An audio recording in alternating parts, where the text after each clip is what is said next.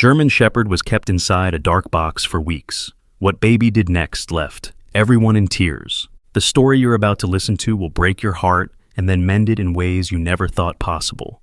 What this child did next shocked an entire community and might just restore your faith in humanity. Like, share, and let us know where you're listening from in the comments below. Rain pounded against the windows of the community center, a harsh reminder of nature's recent fury. 5-year-old Noah pressed his small hand against the cold glass, watching rivulets of water race down like tiny rivers. 3 days had passed since the Millbrook flood forced hundreds of families from their homes, including Noah's. "Come away from the window, sweetie," his mother Sophia called, arranging a thin mattress on the floor of what used to be the center's gymnasium. "We need to get our sleeping area set up before dinner." Noah didn't move.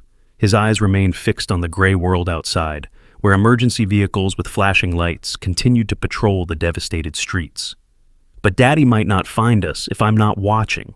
Sophia's hands trembled as she smoothed the blanket. Her husband Daniel had stayed behind when the evacuation orders came, insisting he could save their apartment with sandbags. That was before the river broke through the levee and submerged entire neighborhoods. "Remember what I told you? Daddy's helping the rescue teams now. He'll come when he can." The lie tasted bitter on her tongue, but hope was all she had left to give her son. A commotion at the center's entrance drew their attention. Volunteers were wheeling in carts of supplies, while new evacuees shook off rainwater from their coats. Noah's eyes widened when he spotted a familiar figure. "Daddy!" he screamed, bolting across the crowded gymnasium floor. Daniel caught his son mid-leap, his clothes still damp, face etched with exhaustion. "There's my brave boy," Daniel whispered, his voice cracking as he clung to Noah. When he reached Sophia, he enveloped her in a one-armed embrace, his other arm still firmly holding their son.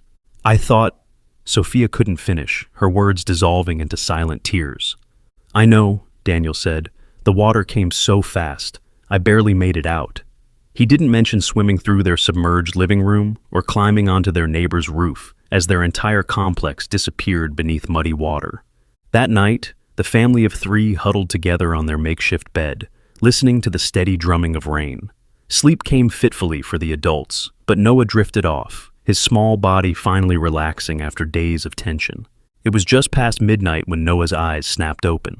The gymnasium was quiet, except for the soft snores and occasional whimpers of other evacuees. Something had awakened him, a sound so faint he wasn't sure if he'd dreamed it. There it was again, a soft, scratching noise, followed by what sounded like a muffled cry. Noah sat up, careful not to disturb his parents. The sound seemed to be coming from below, beneath the wooden floor of the gymnasium. He placed his palm flat against the cool surface, feeling a faint vibration. "Someone's down there," he whispered to himself. The next morning, Noah tugged insistently on Daniel's sleeve during breakfast. "Daddy, there's someone crying in the dark." Daniel exchanged a worried glance with Sophia. "It was just a bad dream, buddy. Everyone's safe here." Noah shook his head, his blue eyes serious. "No, I heard them. In the basement. They're scratching to get out." An elderly volunteer serving oatmeal overheard the conversation. "The little ones probably heard the generators," she suggested kindly. "They're running in the basement, make all sorts of racket." But Noah's expression remained stubborn. "It's not the generators. It's someone small, someone scared." Daniel ruffled his son's hair. "Tell you what, after breakfast, we'll check it out together, okay?" The community center's basement was off limits to evacuees, but Daniel managed to convince a harried volunteer coordinator to let them take a quick look. "My son's worried there might be someone down there," he explained. "It'll help him sleep better." The coordinator sighed, keys jingling in his hand. 5 minutes. We're using the basement for supply storage, and we can't have people wandering around down there." The metal door creaked as it opened, revealing a narrow staircase descending into dim light. Noah grabbed his father's hand as they made their way down the stairs, Sophia following close behind. The basement was a large, open space filled with cardboard boxes, folding tables, and emergency supplies. The low hum of generators provided a constant backdrop of noise, just as the volunteer had suggested. "See, buddy? Just machines and boxes. Nobody down here," Daniel said gently. But Noah tugged free of his father's grip, walking purposefully toward the far corner of the basement, where the shadows grew deeper. "It's coming from over there," he insisted, pointing to a section of wall partially hidden behind stacked crates. Daniel followed, more to humor his son than anything else. "Noah, I don't think—" "Shh!" Noah pressed his ear against the wall. "Listen." For a moment, they all stood in silence. Then, so faint it might have been imagination, came a sound, a soft scratching, followed by what could have been a whimper.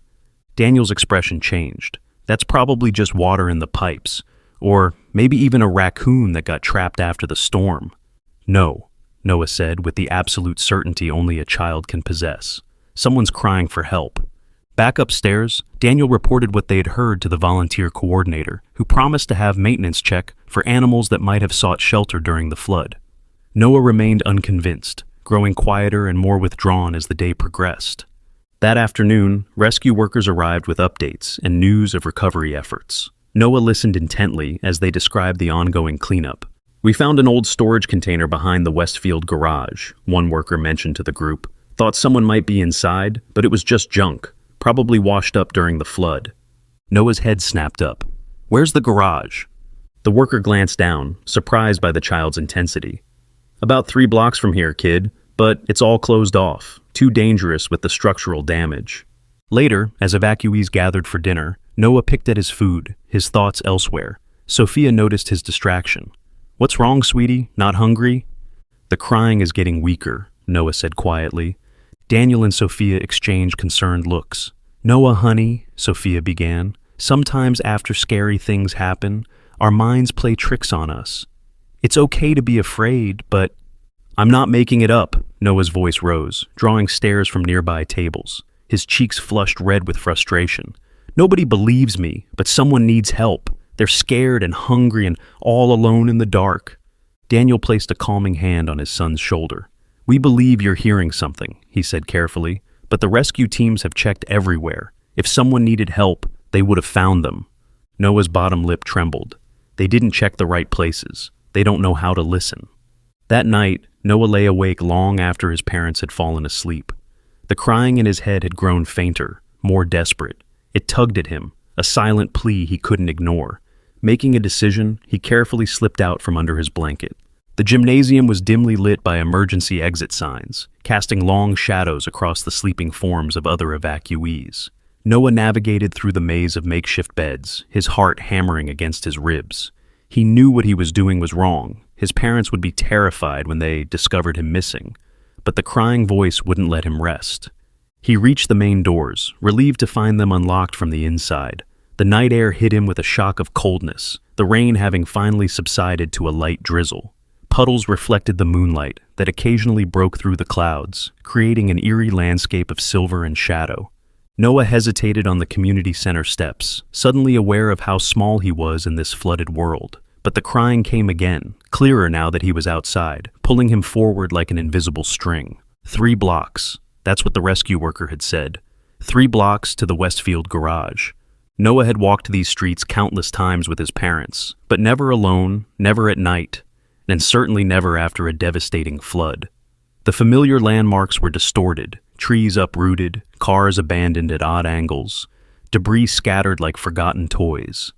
He splashed through ankle-deep puddles, his sneakers quickly soaked through. The cold made his teeth chatter, but he pressed on, following both memory and the strange, compelling cry that seemed to grow more distinct with each step. Twice he had to detour around cordoned-off areas marked with caution tape, and once he froze as a police car slowly patrolled past, ducking behind a toppled mailbox until the lights disappeared around a corner. Finally, the hulking shape of Westfield Garage loomed before him. The building had partially collapsed on one side, its concrete facade cracked and crumbling. Warning signs prohibited entry, their red letters stark against yellow backgrounds. Danger, unsafe structure. Noah hesitated only a moment before slipping under the barricade. The crying was clearer now, a rhythmic whimpering punctuated by feeble scratching. It wasn't coming from inside the garage itself, but from behind it, where a chain-link fence separated the property from an overgrown lot. His small fingers worked their way through a gap in the fence, widening it just enough for his body to squeeze through. The lot was dark, filled with shadows that seemed to move and shift as clouds passed over the moon. But Noah wasn't afraid of the dark, only of failing to find the source of the crying before it fell silent forever. A large metal container, the kind used for shipping, sat half buried in mud at the far end of the lot. It hadn't been there before the flood, must have been carried by the surging waters and deposited like driftwood. The door was bent and jammed, sealed shut by the impact. And from within came the sound, no longer just in Noah's head, but real and desperate, a soft whimpering, growing weaker by the moment. Noah ran to the container, his hands pressing against the cold metal. "Hello?" he called, his voice small in the vastness of the night. "I hear you. I'm going to get you out." The whimpering intensified briefly, followed by feeble scratching against the inside of the door. Noah tugged at the handle, but it wouldn't budge. Panic rose in his throat. He wasn't strong enough. He glanced around frantically, spotting a length of metal pipe half buried in mud nearby. Struggling to free it, he finally wrenched it from the ground and wedged it into the narrow gap between the container door and frame. "Hold on," he grunted, throwing his weight against the makeshift lever. Nothing happened at first, but then a groan of protesting metal, a creak, and the door shifted slightly. Encouraged, Noah repositioned the pipe and pushed again, harder this time. The gap widened an inch, then two. One more mighty effort, every muscle in his small body straining, and the door scraped open just enough for him to peer inside. Darkness greeted him, along with the smell of wet fur and fear. Noah fumbled in his pocket for the small flashlight keychain his father had given him, a trinket that now became a beacon as he directed its beam into the container. Two eyes reflected back the light, low to the ground. A German Shepherd puppy, no more than a few months old, lay huddled in the corner. Its ribs showed clearly through matted fur, its sides heaving with shallow breaths. "I found you," Noah whispered, his voice breaking. "I knew you were real." The puppy made no sound, hadn't made any audible sound at all, Noah realized with a start. Yet he had heard its cries as clearly as if they'd been spoken words. He squeezed through the gap, rushing to the puppy's side. It didn't move as he approached, too weak even to lift its head. Gently, Noah stroked its dirty fur, feeling each rib beneath his fingertips. "It's okay now," he soothed. "I won't leave you in the dark anymore." The puppy's eyes, amber, with flecks of gold, fixed on Noah's face. A faint thump of its tail stirred the dirt. Outside, shouting voices carried on the night air. The search for him had begun. Soon flashlight beams crisscrossed the garage area, and the urgent calls of his parents echoed through the darkness. "Noah! Noah!" He should have called back, should have yelled for help, but he couldn't leave the puppy, couldn't risk adults rushing in and saying it was too late, the animal too far gone. Instead, he carefully gathered the frail body in his arms, surprised by how little it weighed. The puppy offered no resistance, its head lolling against Noah's chest. He could feel its heartbeat, rapid and faint, like the wings of a trapped bird. "Noah Alexander Wilson!" His mother's voice broke on his name, terror making it sharp. "Here!" he finally called, cradling his precious cargo as he maneuvered back through the container door. "I'm here, and I'm not alone." Flashlight beams swung in his direction, momentarily blinding him. Then his father was there, grabbing him by the shoulders, fear and relief warring on his face. "What were you thinking?" Daniel's voice shook. "We've been out of our minds with worry." Then he noticed what Noah held. What in the world? He was trapped, Noah explained, tears streaming down his face. Nobody heard him crying but me. He was dying in the dark. Sophia pushed forward through the small crowd that had gathered.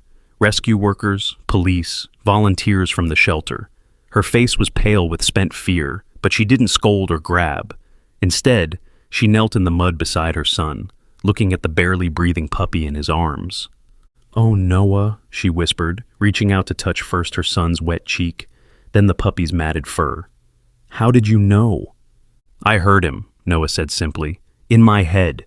He was calling for someone to find him."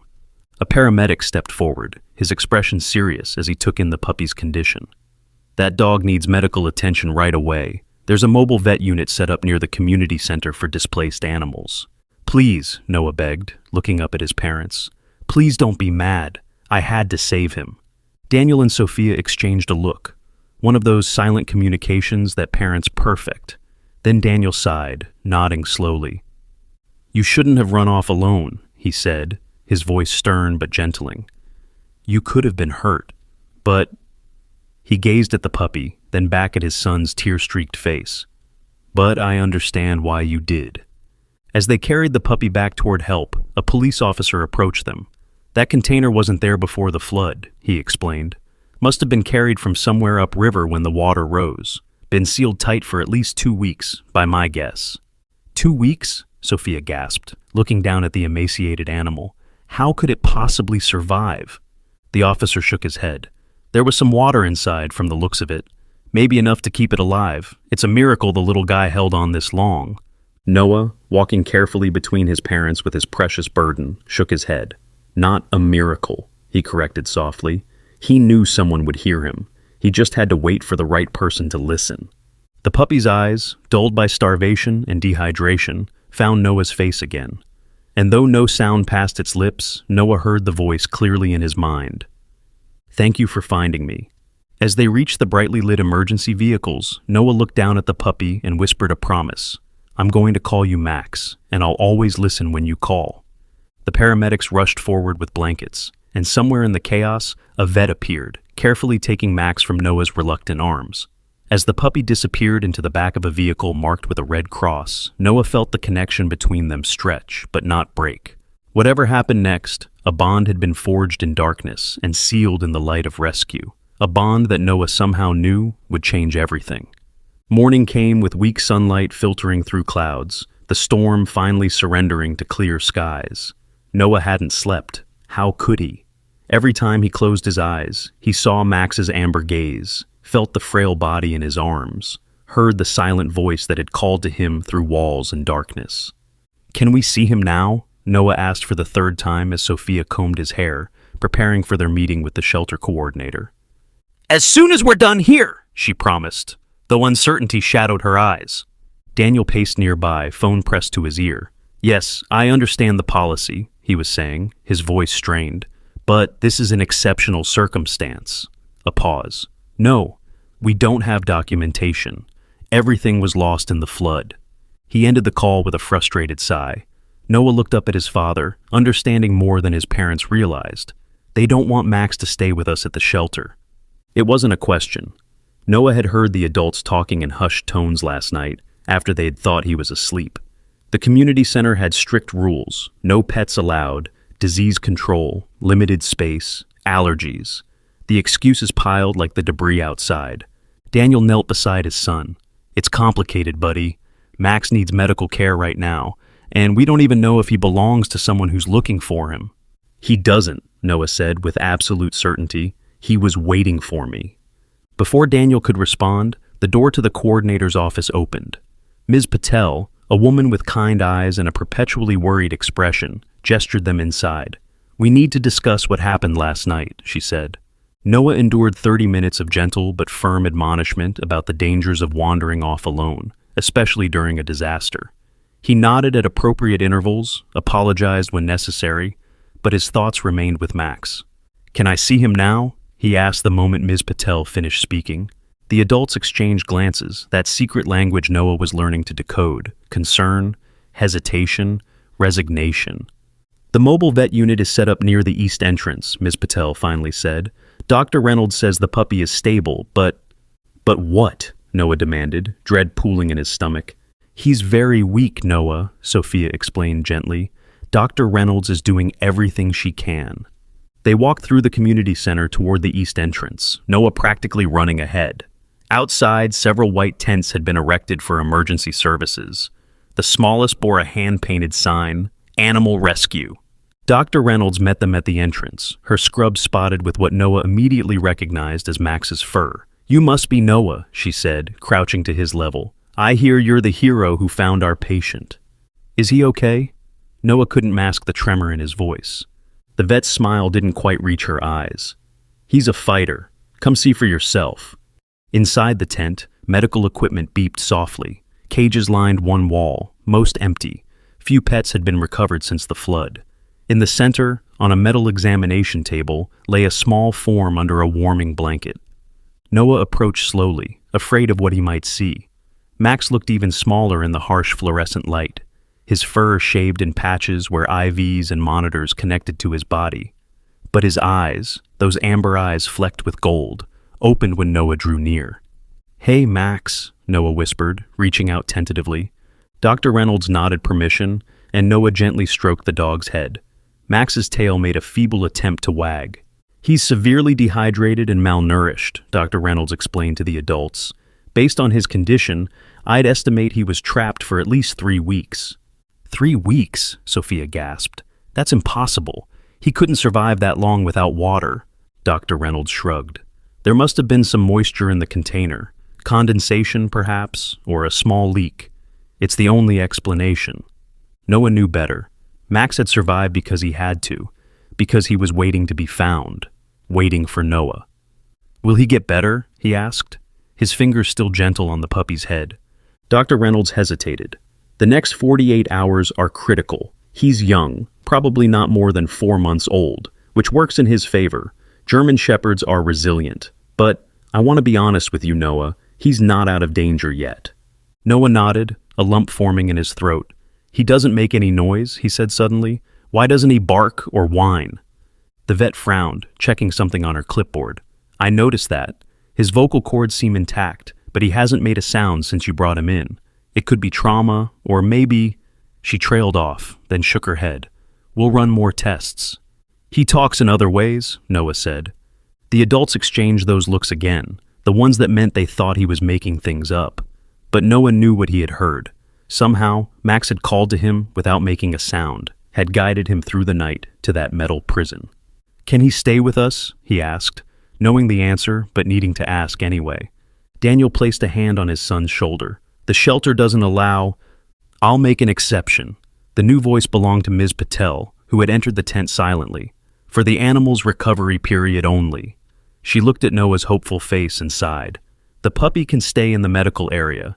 You can visit, but he can't come into the main sleeping quarters." Noah's face lit up. "Thank you. I promise I'll take care of him. He'll get better faster if I'm with him." "There's something else," Dr. Reynolds said, her expression thoughtful. "I found this embedded in his fur." She held up a small metal tag, caked with mud but still legible. "It's a service dog training identifier. This puppy was being trained for search and rescue work." Daniel took the tag, examining it closely. "There's a name here, Handler Nolan. Is there any way to locate the owner?" Dr. Reynolds shook her head. "We're checking the registry, but communications are still spotty. If he was in training, he must belong to someone." She glanced at Noah, who had gone very still. "I'm sorry, Noah. If we find the owner—" "Officer Nolan is dead," Noah interrupted, his voice distant. "He couldn't get out when the water came." Silence fell over the tent. All eyes turned to the small boy, whose face had gone pale. "Noah," Sophia said carefully, "how do you know that name?" Noah blinked, looking confused. I don't know. Max told me, I think." Another exchange of adult glances, this time tinged with alarm.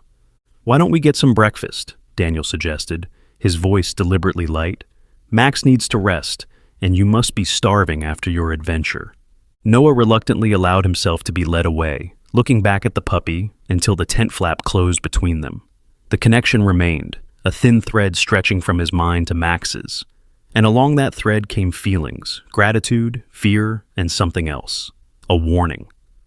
Throughout the day, Noah returned to the medical tent as often as he was allowed. Each time, Max seemed slightly stronger, his eyes brighter, his tail a bit more enthusiastic. By evening, he was able to lap water from a shallow bowl, though food still had to be administered through a tube. "That's my brave boy," Noah encouraged, sitting cross-legged beside the examination table where Max rested. Dr. Reynolds watched from across the tent, making notes on her clipboard. "He seems to respond well to you," she observed. "His vital signs improve when you're here." Noah nodded, unsurprised. "We understand each other." As twilight deepened outside, a commotion at the main entrance of the community center drew everyone's attention. Noah heard raised voices, the squelch of radio transmissions, the heavy tread of boots on linoleum. Daniel appeared at the medical tent, his expression grave. "They found a body near the old bridge," he said quietly to Sophia, unaware that Noah was listening. "They think it's Officer James Nolan, the canine trainer from the police department." Noah felt a chill run down his spine. How had he known? He looked at Max, whose eyes were fixed on him with an intensity that belied his weakened state. "He couldn't save me," came the voice in Noah's head. Not words exactly, but impressions. Images of a man in uniform, water rising fast, the metal container door slamming shut in rushing currents. "Noah, are you okay?" Sophia's concerned voice broke through his thoughts. He nodded mechanically. Can Max sleep next to my bed tonight? More adult glances, but this time, something had shifted. Perhaps it was the confirmation of Noah's inexplicable knowledge, or maybe just the undeniable bond between boy and dog. Whatever the reason, permission was granted.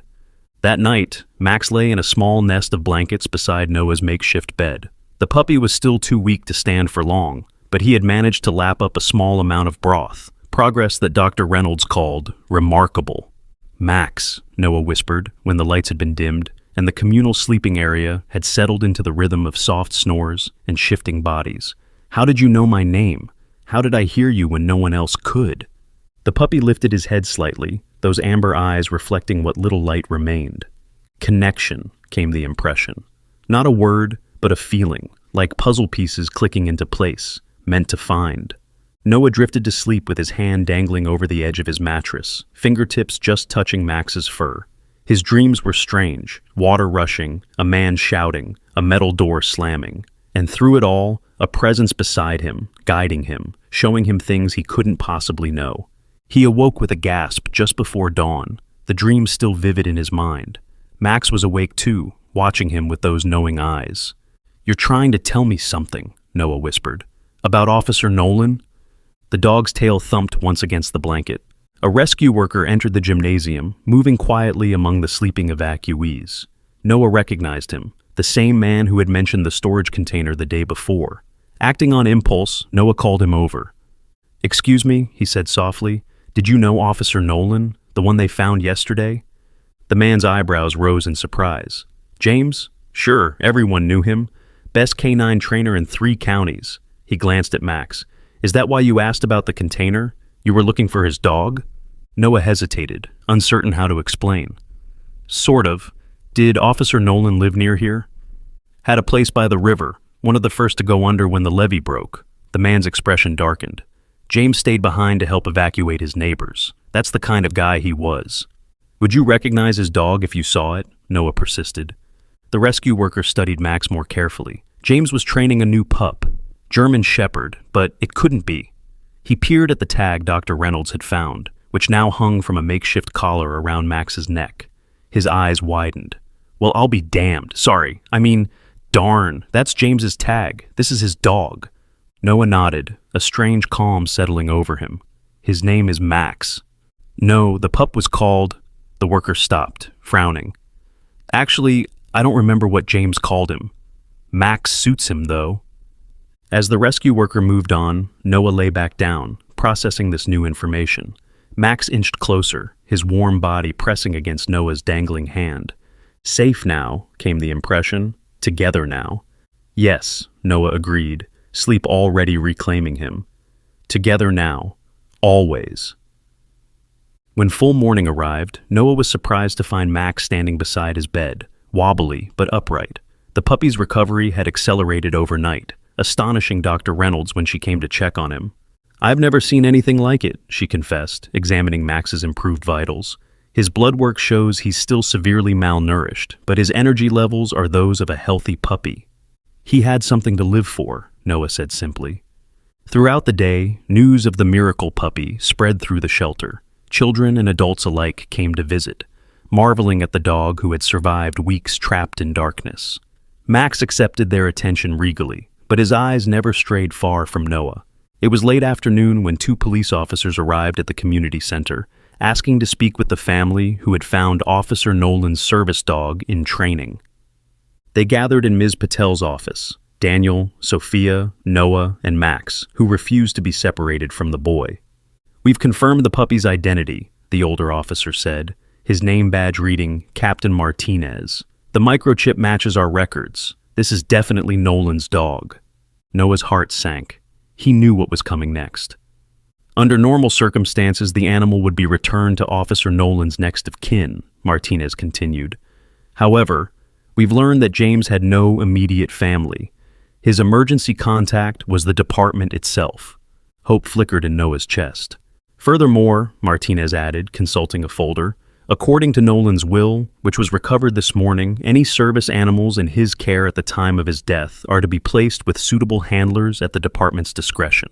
The second officer, A younger woman named Chen spoke up. James was very particular about his dogs. He believed they chose their handlers, not the other way around. She looked directly at Noah. From what we've heard, this puppy made his choice clear. Noah hardly dared breathe. Does that mean...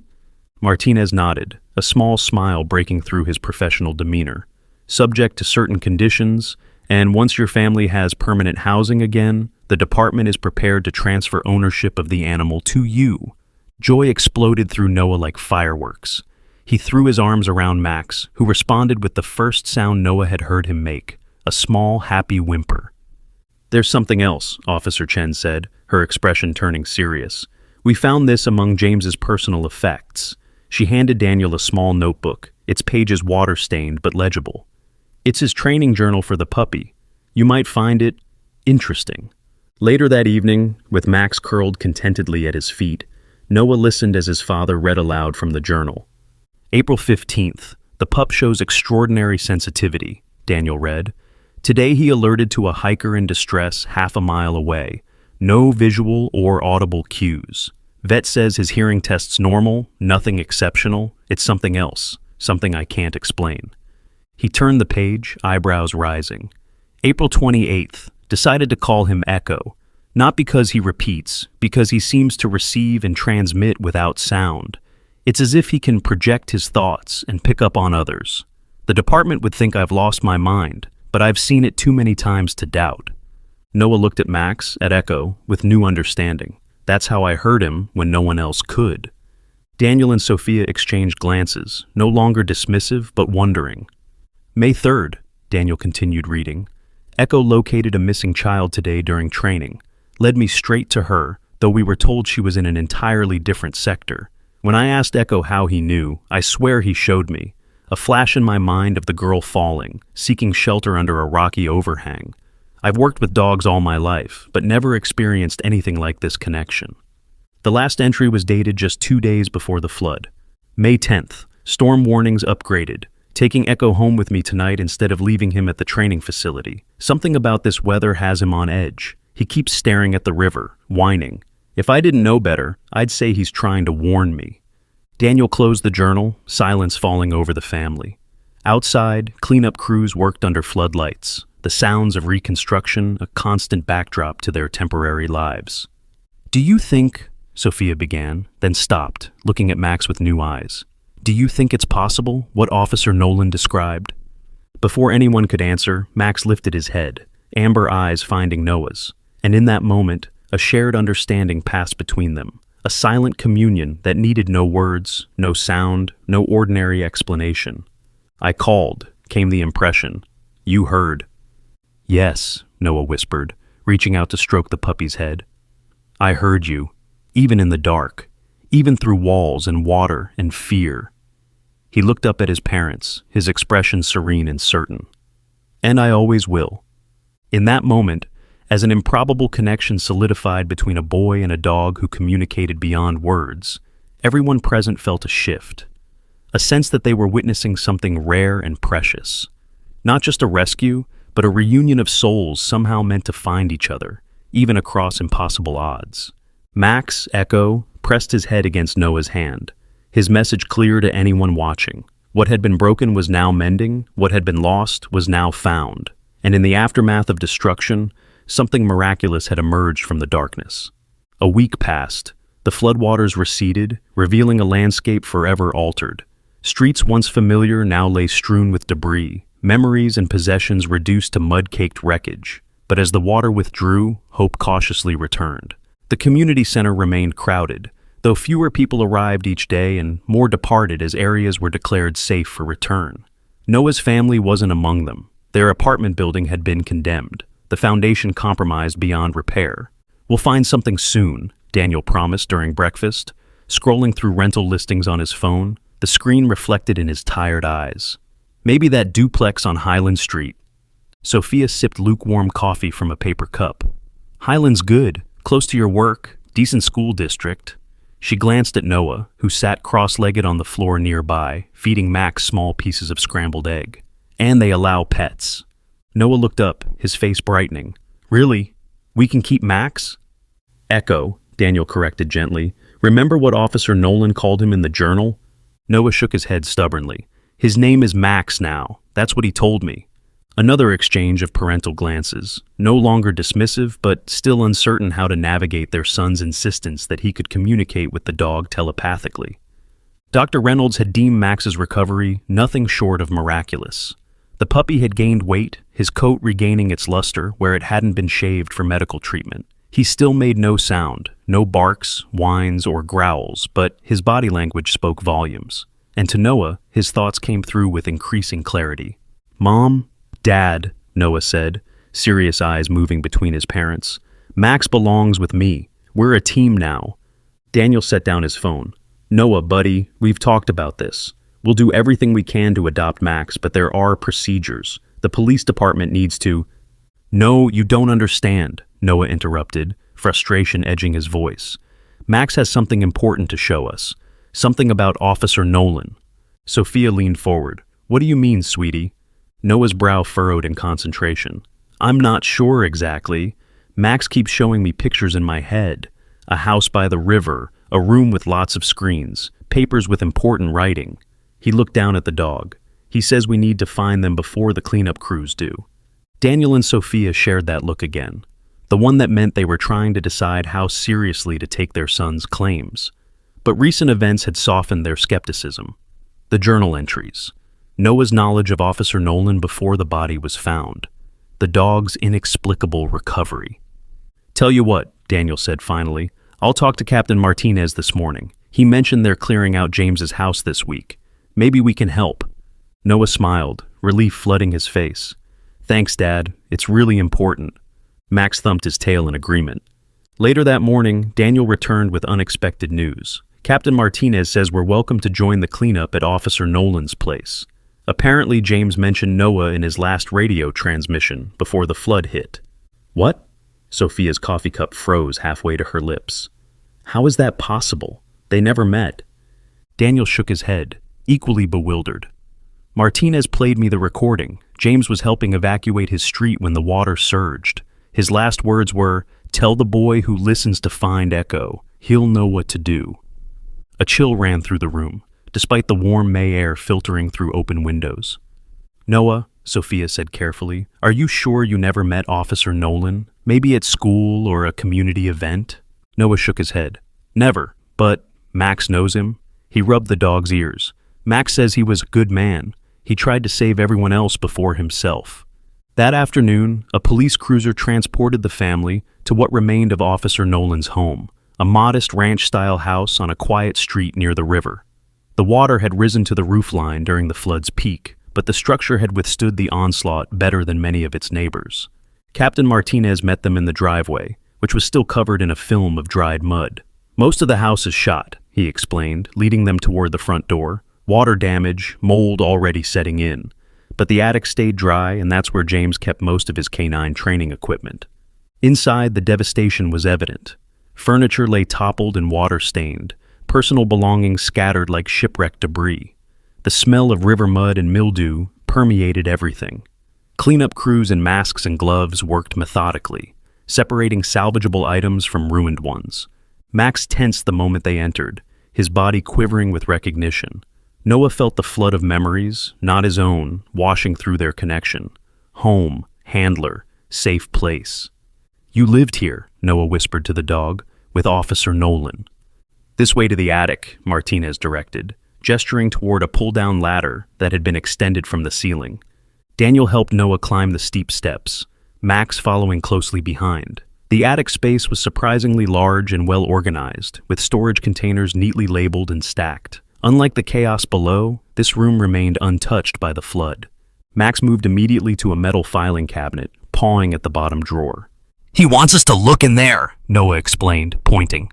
Martinez raised an eyebrow but nodded permission.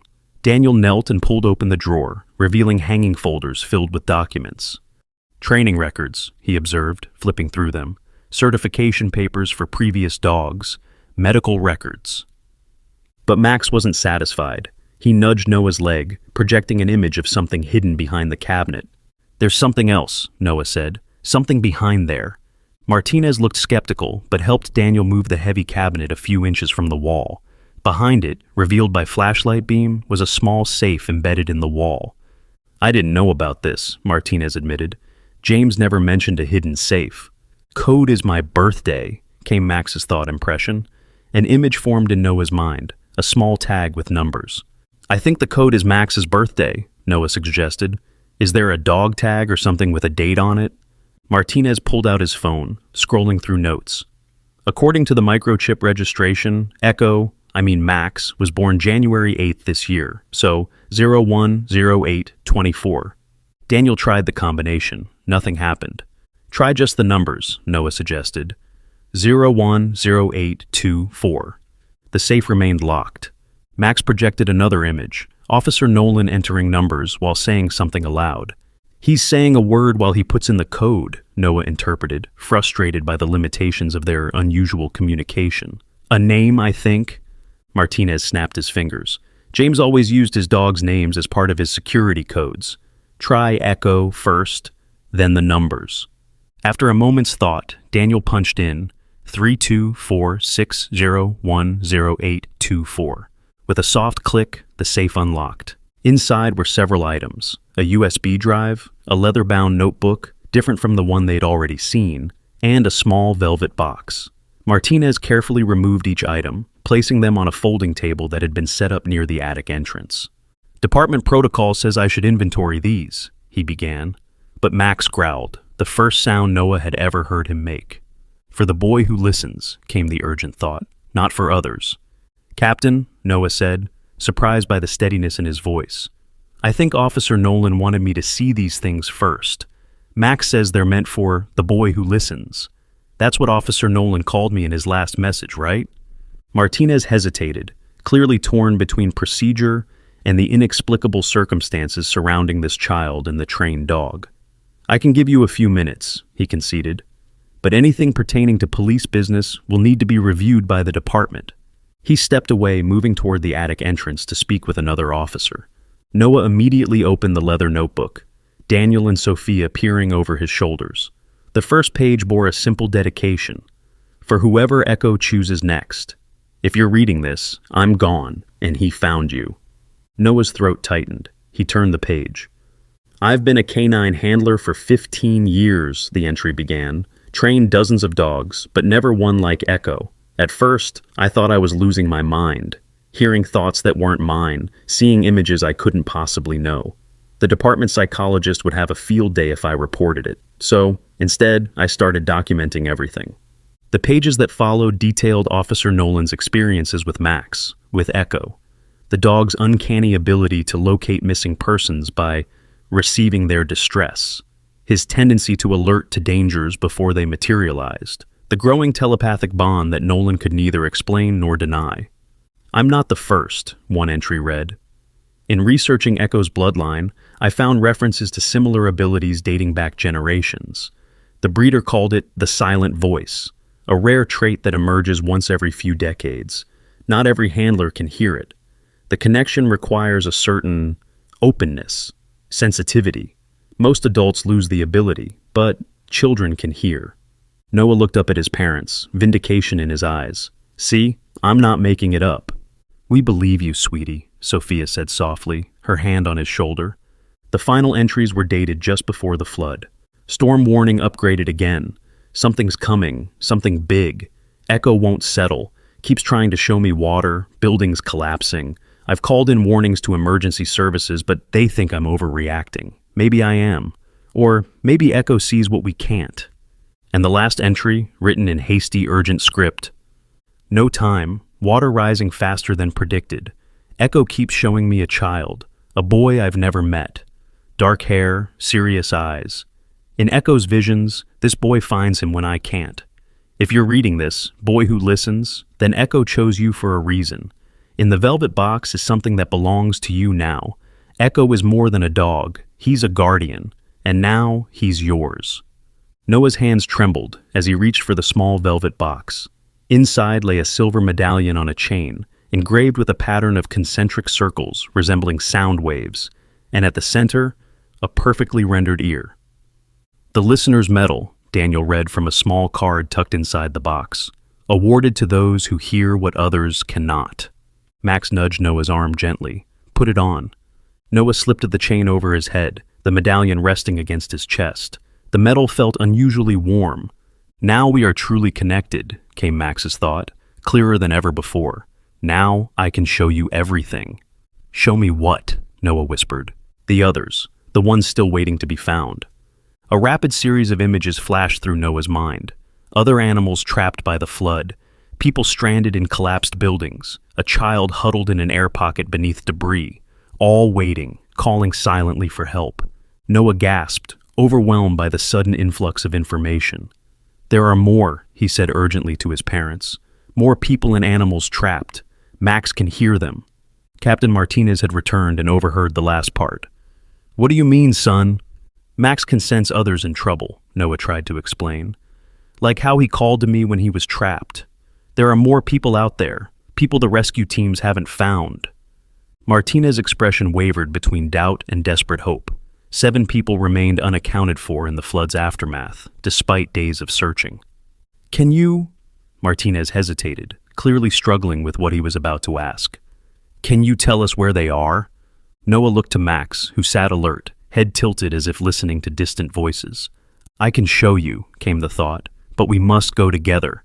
Noah nodded, decision made. Max can lead us to them, but I need to go too. We work as a team. What followed was a hastily organized expedition. Noah and Max in a police cruiser with Captain Martinez, Daniel and Sophia following in another vehicle, and a rescue team trailing behind. Max directed them with his thoughts, Noah translating as they navigated the devastated landscape.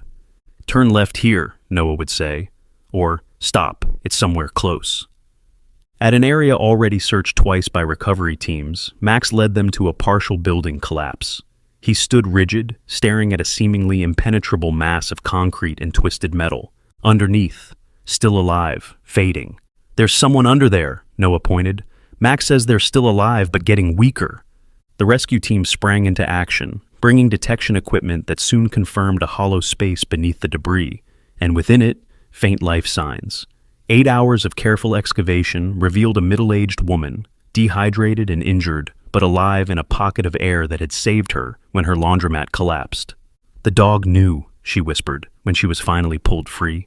I kept dreaming about a dog calling to me, telling me to hold on.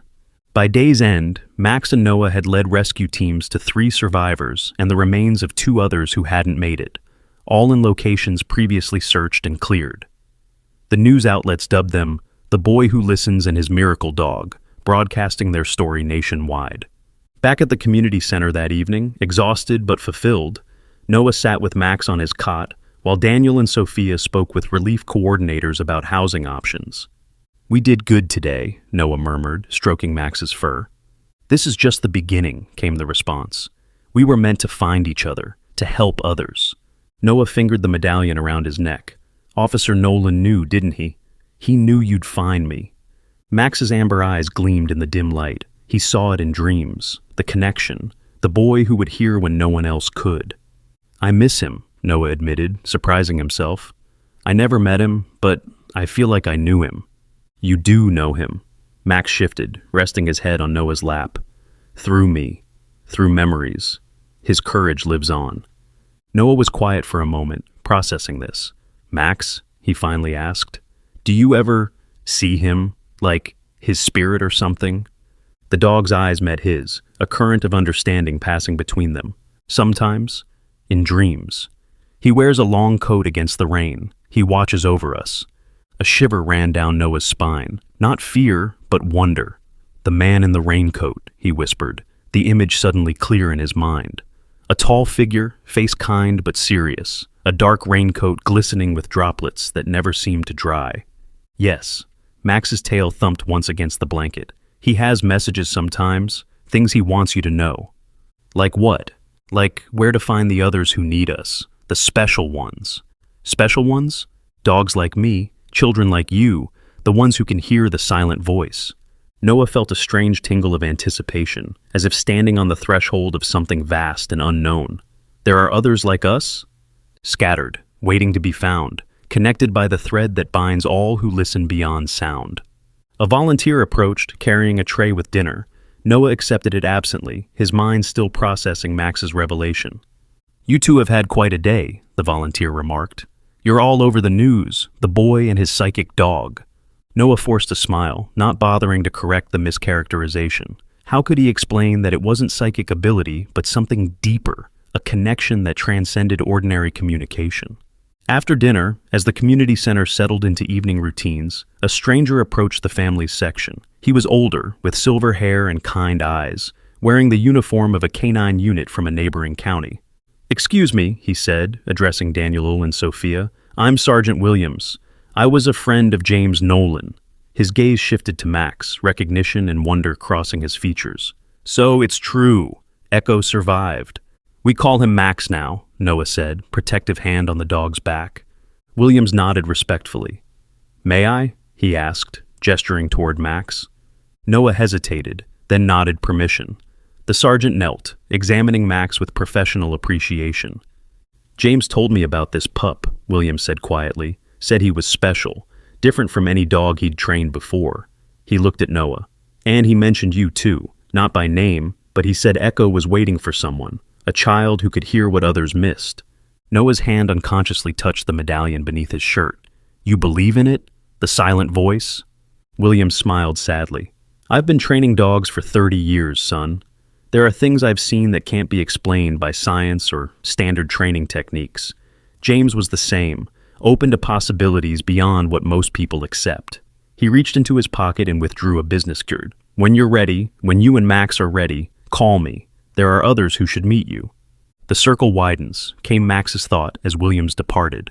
"The man in the raincoat is pleased." That night, Noah dreamed of Officer Nolan for the first time. They stood together on a riverbank, not the devastating flood, but a peaceful stream gleaming in moonlight. The officer wore his raincoat despite the clear night sky. "You found him," Nolan said, voice warm with approval, "when I couldn't save him." "He found me, really?" Noah replied. "He called until I heard him." Nolan nodded, a smile crinkling the corners of his eyes. "That's how it works. The connection goes both ways." He gestured toward the medallion around Noah's neck. "There are responsibilities that come with that. People and animals who need you." "I know," Noah said. "Max is showing me." "Echo was my last partner," Nolan continued. "My legacy. Now he's yours." His expression grew serious. "There's something else you need to find, something I hid when the waters were rising." "What is it?" "A room few know about. A place where the silent voices gather and amplify. Echo knows the way." The dream shifted, showing Noah a crawl space behind a hidden panel, accessible only to someone small. Within it, a door leading to... Noah woke with a gasp, the dream vivid in his mind. Beside him, Max lay alert, amber eyes gleaming in the darkness. "You saw it," came the thought, not a question. "The hidden room," Noah whispered, "behind Officer Nolan's house. He showed it to me in the dream." "Tomorrow," Max projected, laying his head back down. "Tomorrow, we find it." As Noah drifted back to sleep, the medallion warm against his skin, he felt a certainty he couldn't explain, that his life had irreversibly changed the moment he heard Max's silent cry. They were bound now, tasked with a purpose greater than either could fulfill alone. And somewhere, watching over them both, a man in a raincoat waited to guide their path. Morning arrived with clear skies and a sense of purpose. Noah woke early, the medallion still warm against his chest, the dream of Officer Nolan vivid in his memory. Max sat alert beside him, as if he hadn't slept at all. "Today we find it," came the thought, clear and determined. Over breakfast, Noah explained his dream to his parents, describing the hidden room behind Officer Nolan's house with such detail that even the most skeptical observer would have paused. "It's behind a panel in the kitchen," he said, spreading jam on his toast. "You have to remove the baseboards first, then push on the wall in a certain spot. There's a crawl space big enough for a kid, but too small for most adults." Daniel exchanged a look with Sophia. After yesterday's successful rescue operations, their skepticism had largely evaporated, replaced by a cautious acceptance of their son's inexplicable connection with Max. "And you think Officer Nolan left something important in this hidden room?" Daniel asked. Noah nodded, mouth full of toast. "In my dream, he said it was where the silent voices gather and amplify. Max knows what it means." "A place of connection," Max projected. "A hub for those who listen." We should call Captain Martinez, Sophia suggested. After yesterday, I think he'll listen. An hour later, they were back at Officer Nolan's flood-damaged house. Martinez had arranged for the cleanup crew to take a break, giving them privacy for what he diplomatically called the boys' exploration. If he had doubts about a child's dream leading them to a discovery, he kept them to himself. The kitchen was here, Martinez explained, gesturing to a water-stained room where appliances sat at odd angles, pushed around by the force of the flood. Most of the drywall will need to be replaced anyway, so if you think there's something behind it... Noah moved with confidence, Max at his heels. In his dream, the hidden panel had been located behind the refrigerator. The appliance had been moved during cleanup, revealing a section of wall that looked no different from any other, except to Noah's dream-educated eyes. Here, he said, kneeling to examine the baseboard. There should be a small gap. Yes. His fingers found a nearly invisible seam, where the baseboard met the floor differently than surrounding areas. Daniel knelt beside him, feeling along the edge. You're right. This section seems designed to be removed. With gentle pressure, the baseboard panel popped free, revealing a recessed handle. Noah pulled, and a 2-foot square section of wall swung outward like a tiny door. I'll be damned, Martinez muttered, then quickly apologized for his language. Beyond the opening lay a narrow passage, a crawl space running between walls, just as Noah had seen in his dream. It was dirty and cobwebbed, but untouched by floodwater due to its elevation. It's too small for adults, Noah said, peering into the darkness. Max and I need to go alone. Predictably, this suggestion met with parental resistance. Absolutely not, Sophia began. We don't know if it's structurally sound or...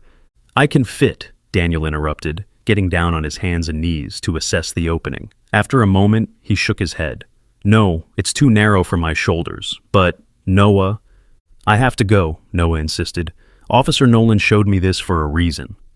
After further negotiation, a compromise was reached. Noah would enter the crawl space with Max, wearing a helmet with a mounted light borrowed from the rescue team.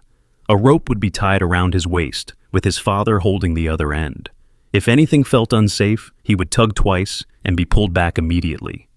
Be careful, Sophia whispered, adjusting the helmet on Noah's head. No unnecessary risks. Noah nodded solemnly. I promise. With Max leading the way, Noah crawled into the passage. It was tight but navigable, extending about 15 feet before turning sharply left. The air was stale but breathable, the space untouched by the flood that had devastated the rest of the house. Almost there, Max projected, his body language tense with anticipation. The passage ended at what appeared to be a solid wall. Noah played his helmet light across the surface, looking for any indication of a door or panel. There's nothing here, he called back, disappointment creeping into his voice. Look with more than eyes, came Max's thought. Remember the medallion. Noah's hand went to the silver disc hanging around his neck. It felt unusually warm against his palm. Acting on instinct, he pressed it against the wall in front of him. For a moment, nothing happened. Then a soft click sounded, and a section of wall, professionally camouflaged to match its surroundings, swung inward. Whoa, Noah breathed. Beyond lay a small room, perhaps 8 feet square, untouched by the flood and time. The walls were lined with acoustic panels, giving it the feel of a recording studio. Computer equipment sat on a desk along one wall, alongside multiple monitors currently dark without power. Filing cabinets occupied another wall, while a third held what appeared to be specialized radio equipment. Most striking, however, was the center of the room. There, a raised platform held a circular cushion, clearly a dog bed, surrounded by a ring of peculiar devices that resembled satellite dishes, all pointed inward. I found it! Noah called back, his voice echoing strangely in the acoustically engineered space. It's like a secret command center or something! Max padded directly to the circular dog bed, turning in place before settling into a position that seemed familiar to him. The moment he did, Noah felt a strange sensation, a humming vibration from the medallion against his chest, and a sudden clarity to Max's projected thoughts. This is where we trained, came the impression, stronger than ever before, where Officer Nolan helped me focus the silent voice. Noah moved to the desk, examining the equipment. Without power, the computers remained silent, but a waterproof case tucked underneath caught his attention. Inside, he found USB drives, each labeled meticulously. Echo, Training Session 1, Echo, Range Test, Echo, multiple subject test. "Dad," Noah called. "I think I found recordings of Max's training." On another shelf, he discovered a notebook, a detailed log of experiments and training sessions. Flipping through it revealed Officer Nolan's methodical documentation of Max's unusual abilities. Echo successfully detected emotional distress in Subject C, located in the basement 2 floors down, without auditory or visual cues. Range, approximately 30 meters through multiple barriers. Echo alerted to Subject E's negative emotional state, fear response induced by controlled stimulus, from a distance of 100 meters in open field conditions. No line of sight, no auditory cues possible. Breakthrough: the amplification array increases Echo's receptive range by approximately 300%. With the array active, he detected Subject A's location while blindfolded from a distance of 0.5 kilometers. Noah looked up at the satellite-like devices surrounding Max's cushion. "The amplification array," he murmured. "That's what these are for." As if in response to his words, the medallion against his chest grew warmer. Max lifted his head, amber eyes fixed on Noah with preternatural intensity. "Put it in the center," came the thought. "Complete the circuit." Noah hesitated, then removed the medallion from around his neck. At the center of the circular dog bed was a small depression that seemed perfectly sized for the silver disc. He placed it there, then stepped back. Nothing happened at first. Then, despite the lack of electrical power in the house, tiny lights on the amplification array began to glow, faint at first, then brighter. A low hum filled the room, more felt than heard. Max stood, body tense, head raised as if listening to distant voices. Noah felt it too, a sudden expansion of awareness, as if his consciousness had stretched beyond the confines of his body. Whispers filled his mind, not words but impressions, emotions, calls for help, some faint, some stronger, human and animal alike, connected by a common thread: need. "Now you understand," Max projected, the thought crystal clear amid the symphony of silent voices. "This is what I hear always, what Officer Nolan helped me filter and focus." "It's overwhelming," Noah whispered, steadying himself against the desk as the voices threatened to drown his own thoughts. "You learn to control it," Max assured him, "to listen selectively, to hear what matters most." The humming increased in pitch, the lights on the array growing brighter. The voices in Noah's mind clarified, resolving into distinct impressions, each a beacon of emotion calling across distance. One voice rose above the others, familiar somehow, though Noah couldn't place it. A presence that felt like Officer Nolan, but different, younger, connected to him in some undefined way. "She is important," Max projected. Another listener. "She needs to be found." "Who?" Noah asked, struggling to focus on the specific impression. Before Max could answer, the humming abruptly ceased. The lights on the array dimmed and went dark. The medallion, when Noah retrieved it from the center of the cushion, felt cool against his palm. "What happened?" he asked. "Temporary connection," Max explained. "Without full power, the array can only function briefly, but it was enough." "Enough for what?"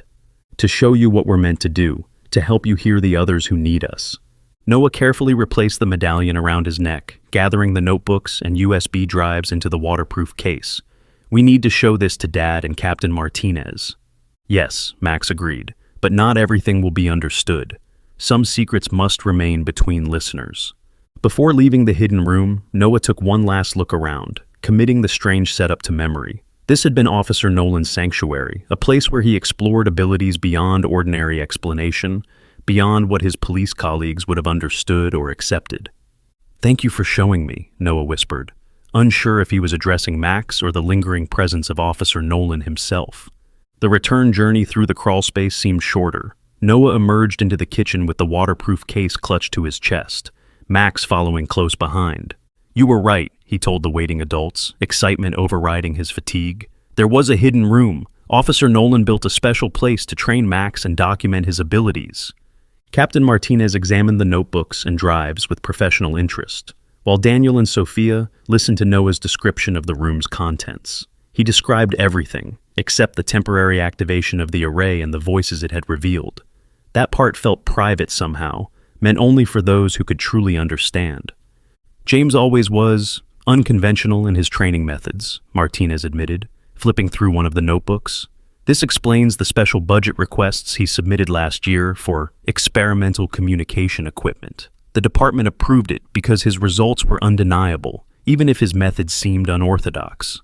After securing the house once more, they returned to the community center, the waterproof case now officially logged as evidence but temporarily entrusted to Noah's family for review. Martinez had been sufficiently impressed by their discoveries to grant this unusual permission. That evening, using a laptop borrowed from the relief organization, Daniel connected one of the USB drives.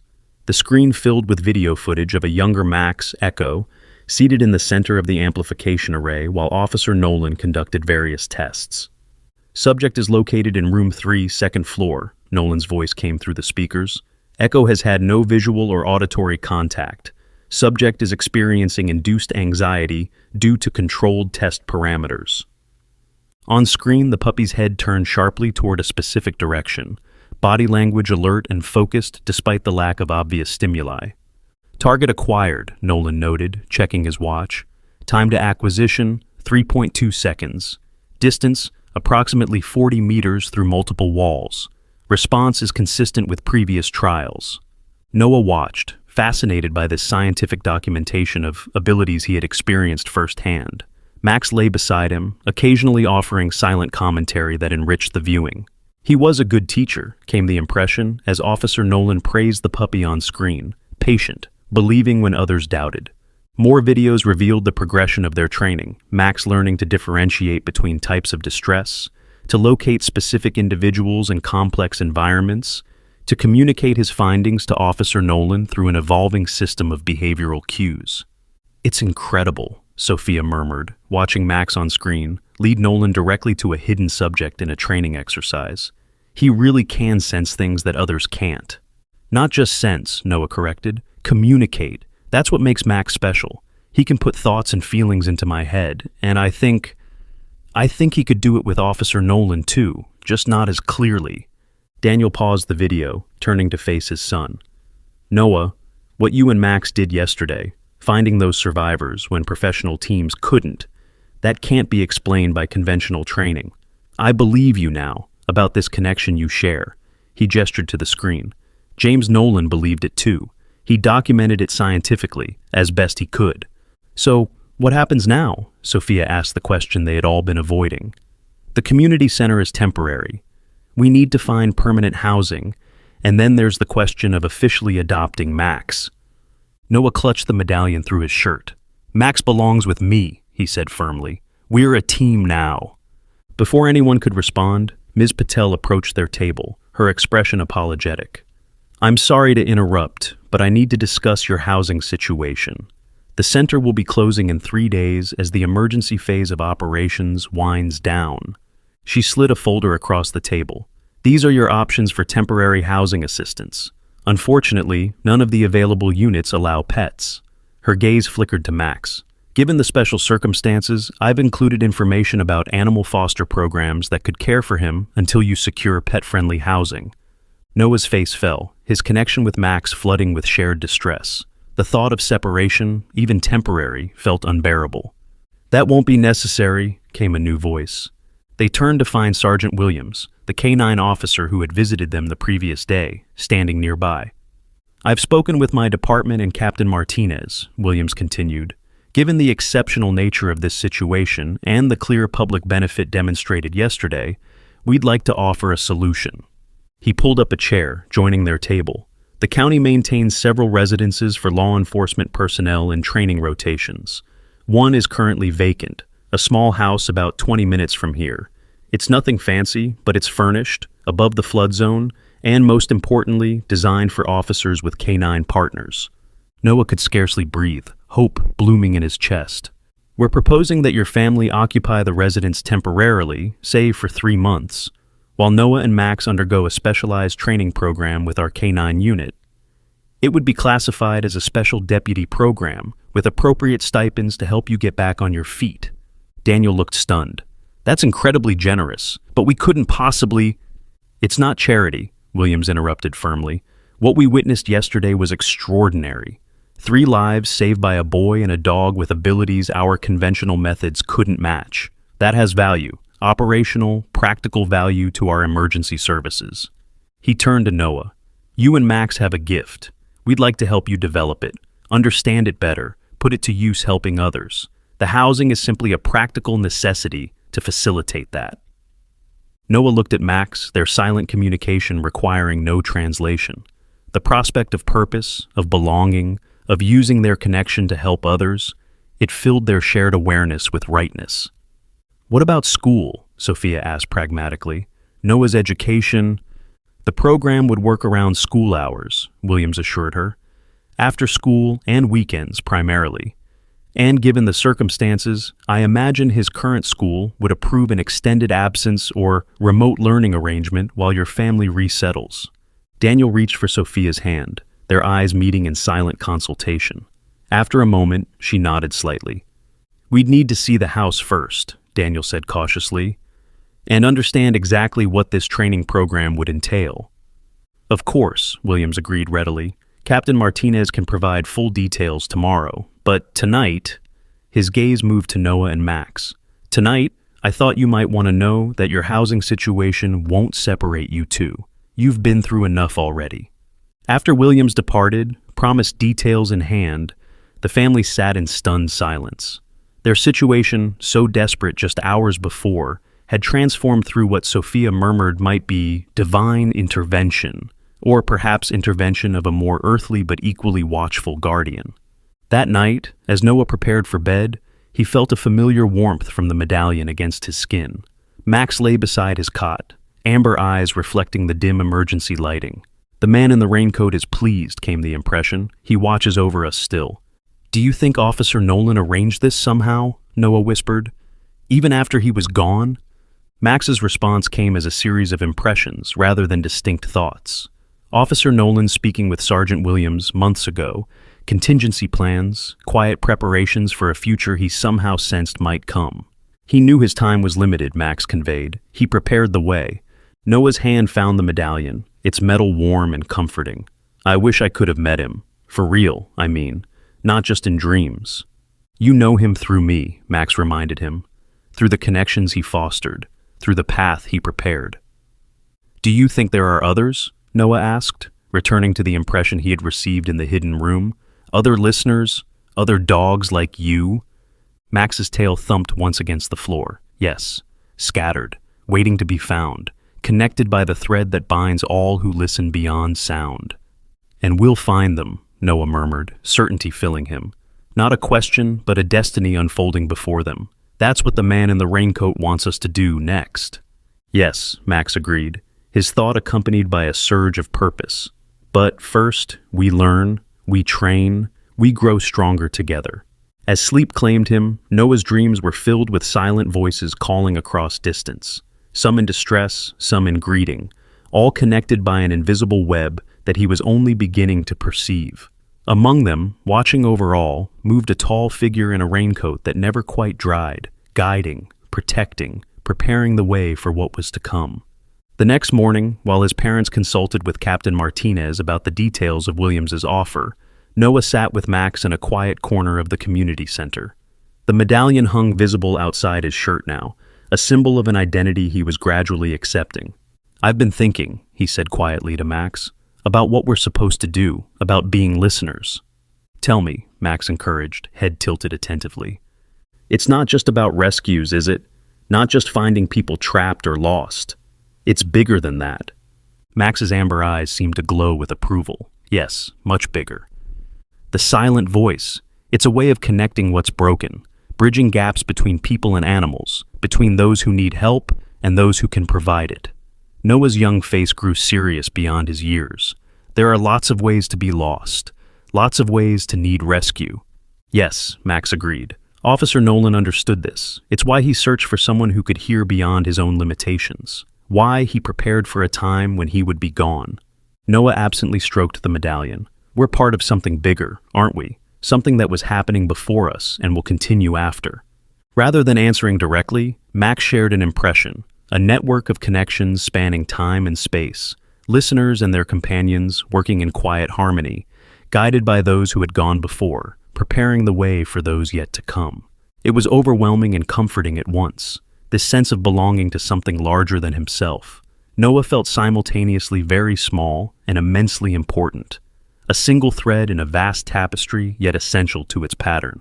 "I'm ready," he said finally, a quiet determination settling over him.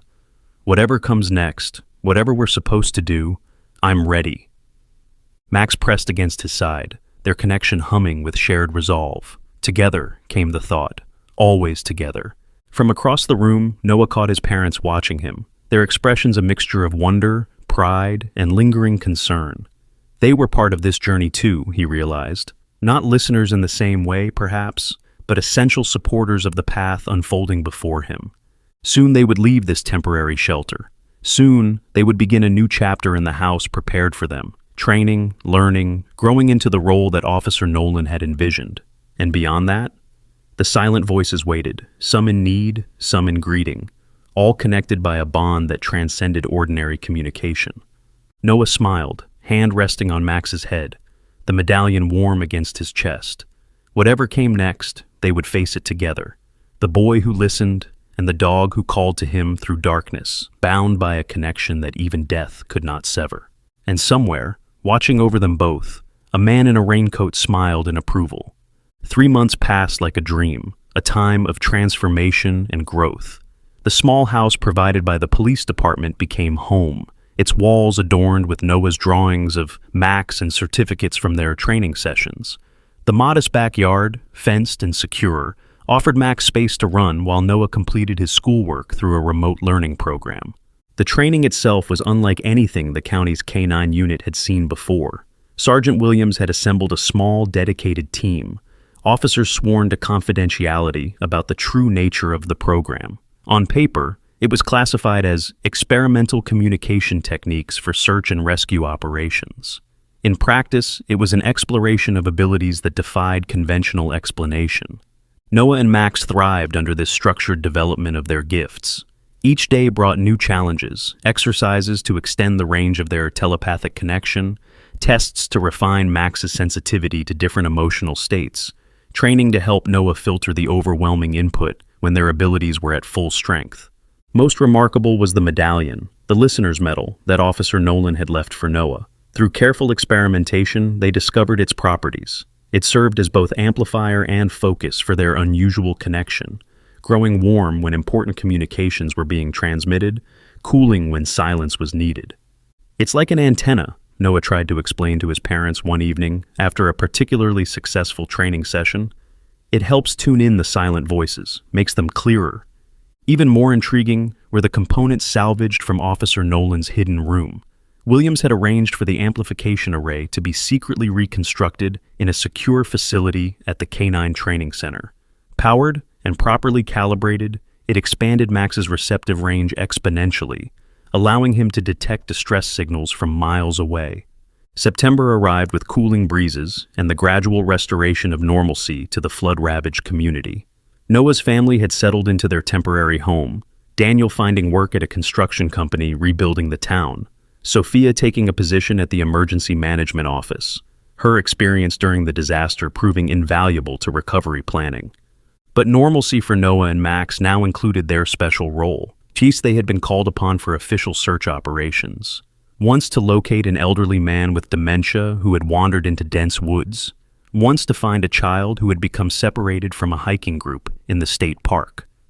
Both missions successful, both officially attributed to advanced K-9 tracking techniques. The unofficial truth remained known only to a select few. On a golden afternoon in late September, Noah sat on the back porch steps, Max beside him, both enjoying the warm sunlight. The medallion hung openly around Noah's neck now, no longer a secret but a badge of office, a symbol of responsibility. "We're getting better at this," Noah remarked, scratching Max behind the ears. "Williams says we're already outperforming his best tracking teams." Max's tail swept the wooden steps in acknowledgement. "We are meant for this work," came his thought, clear and confident. "The connection grows stronger with use." Noah nodded, having accepted the reality of their telepathic communication as simply part of his new normal. "I've been thinking about something," he said after a moment's hesitation. "About the other listener we sensed that day in Officer Nolan's secret room. The girl."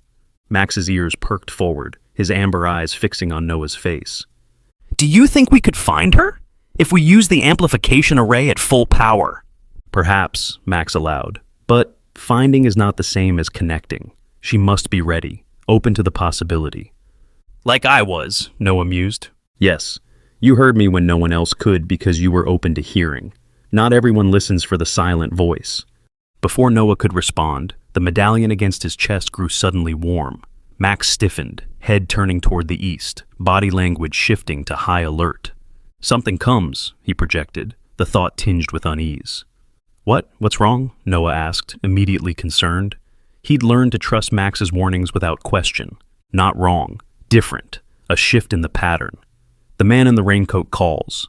Noah closed his eyes, instinctively placing his hand over the medallion, focusing as he'd been taught.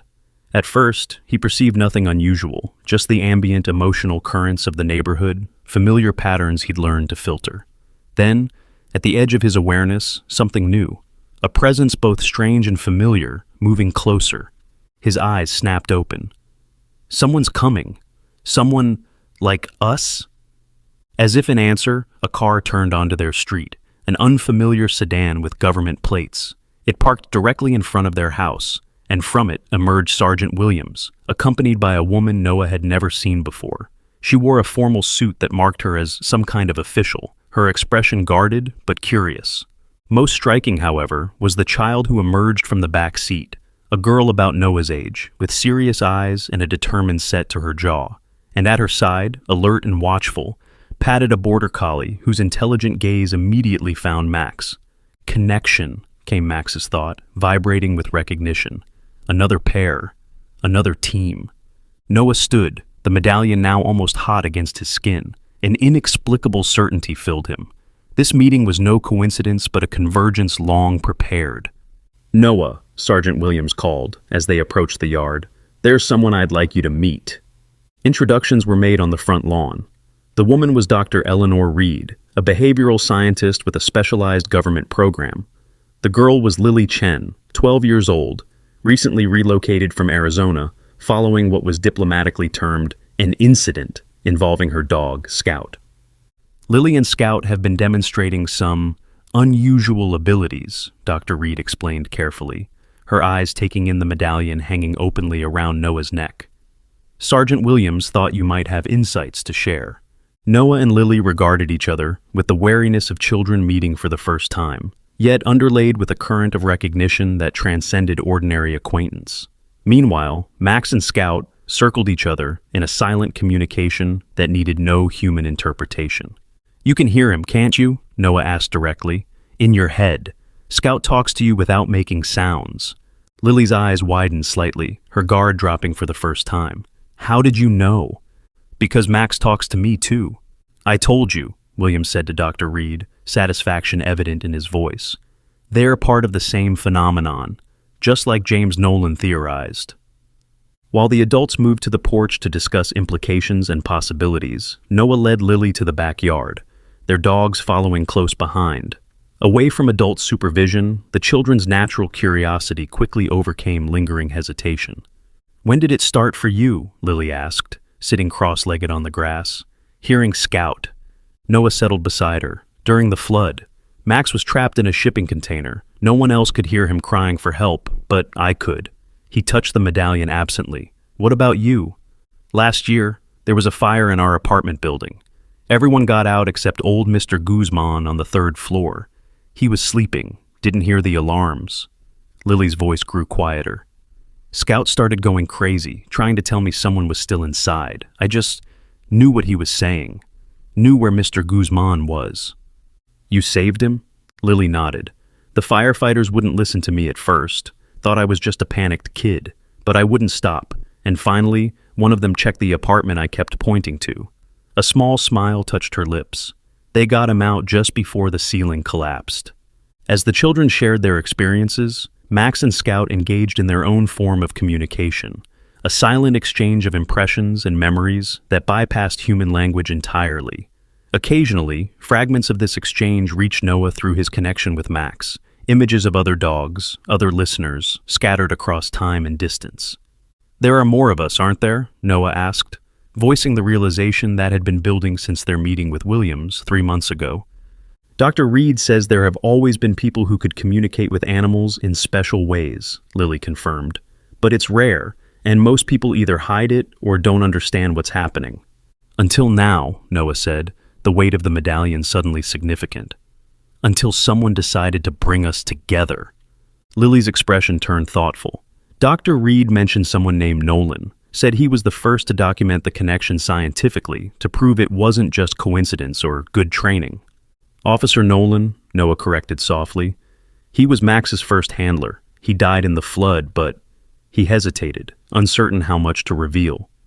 Sometimes I still see him, in dreams, wearing a raincoat. Rather than skepticism, Lily's face showed recognition. I see a woman, she admitted, older, with silver hair. She shows me things about Scout, about our connection. Dr. Reed says she was a famous animal behaviorist who first identified the silent voice phenomenon back in the 1970s. The afternoon sun cast long shadows across the yard as their conversation deepened, each revelation building a bridge between their separate experiences. They discovered shared challenges, the overwhelming nature of unfiltered emotional input, the responsibility of abilities others didn't understand, the struggle to balance normal childhood with extraordinary perception. Do you ever wish it hadn't happened? Lily asked during a lull, that you were just normal? Noah considered the question, his hand finding Max's fur. No, he answered finally. It's hard sometimes, and scary, but Max and I help people. We make a difference. He looked at her directly. Don't you feel that way too? Before Lily could answer, the medallion against Noah's chest suddenly pulsed with warmth. At the same moment, both dogs stood in perfect synchronization, heads turning toward the street, bodies tense with alertness. Listen, came Max's urgent thought. Someone calls. Noah closed his eyes, focusing through the medallion as he'd been taught. Lily, sensing something important happening, fell silent beside him. For a moment, there was nothing but the ambient emotional static of the neighborhood. Then, faint but distinct, a pulse of distress, not immediate danger, but growing concern, tinged with fear and confusion. There's someone, Noah began. North of here, Lily finished, her eyes also closed in concentration, about a mile, in the woods behind the old recreation center. The children looked at each other in surprise and confirmation. Somehow, they had both perceived the same distress signal, a child, alone, and increasingly frightened as evening approached. We should tell the adults, Noah said, already rising to his feet.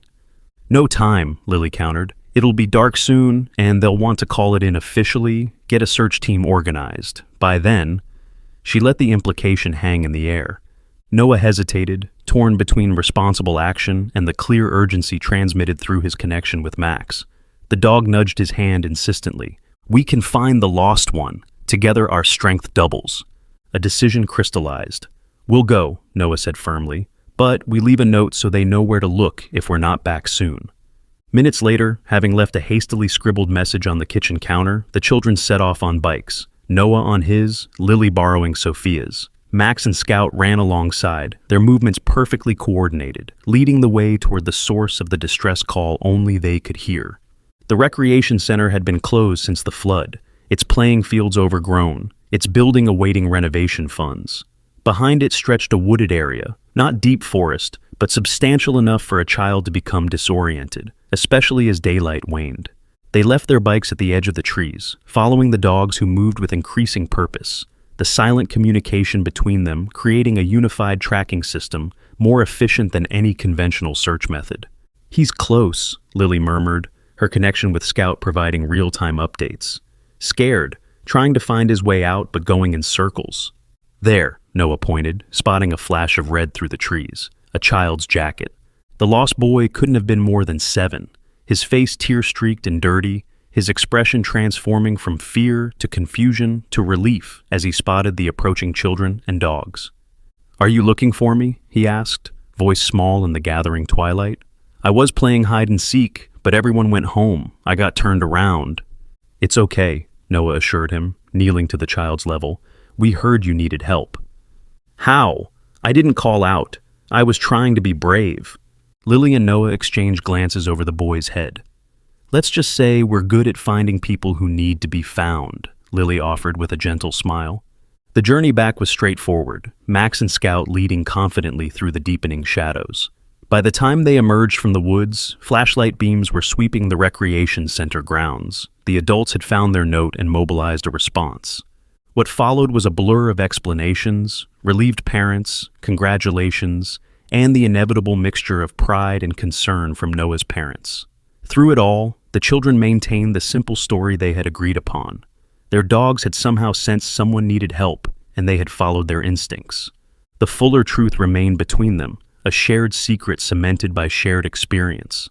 Later that evening, after Lily and her entourage had departed with promises of future collaboration, Noah sat on the porch steps with Max, processing the day's revelations. "There are others like us," he said quietly, "a network, just like you showed me, and we found each other."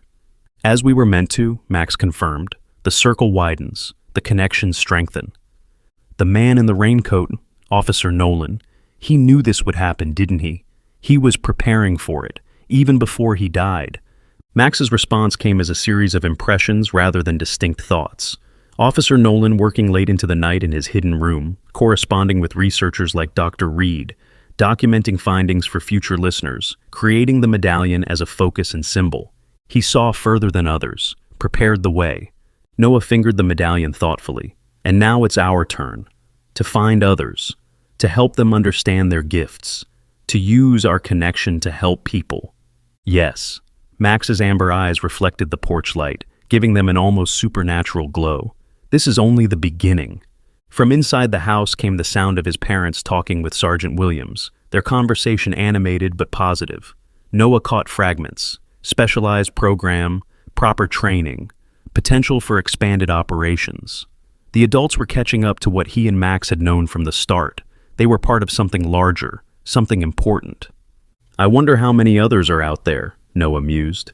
"How many listeners and their companions, waiting to be found?" "Many," came Max's certainty.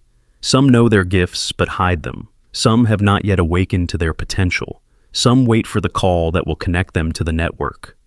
The night deepened around them, stars emerging in a clear autumn sky.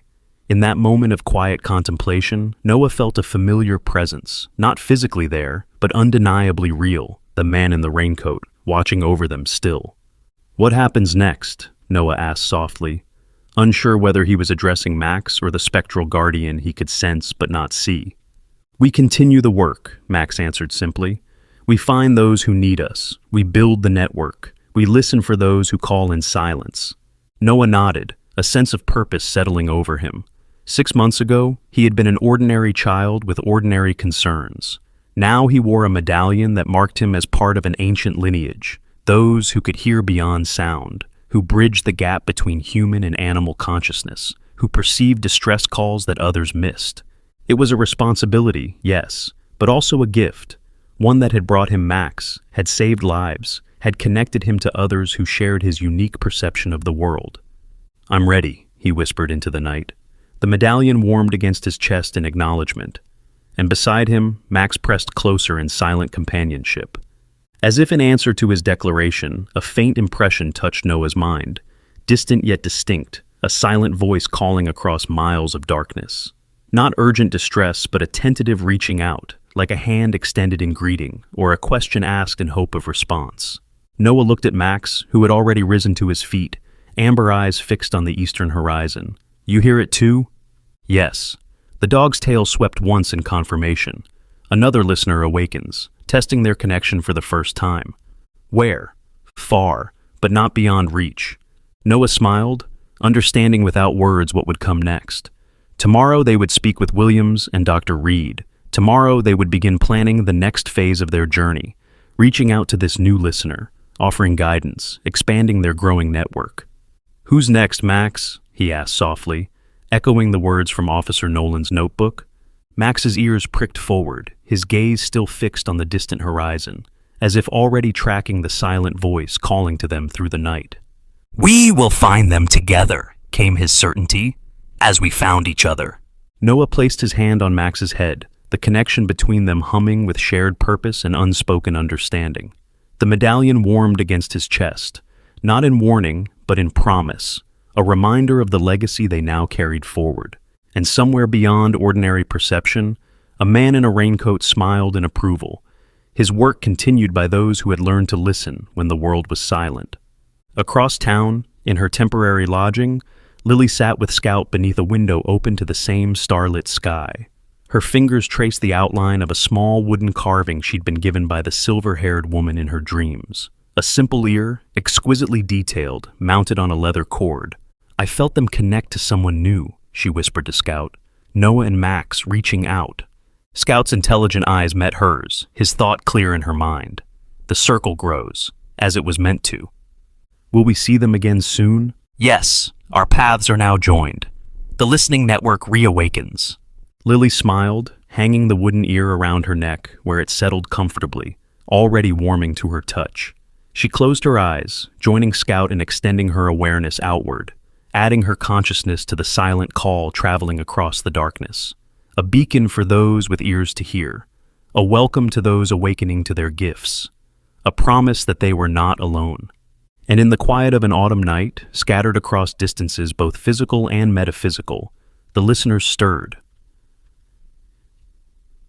Some already aware of their abilities, some just beginning to perceive the silent voices, all connected by an invisible thread that transcended ordinary communication.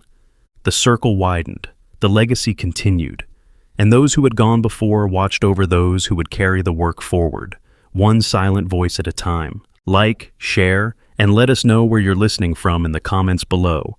And don't forget to subscribe for more heartwarming stories that will leave you in tears.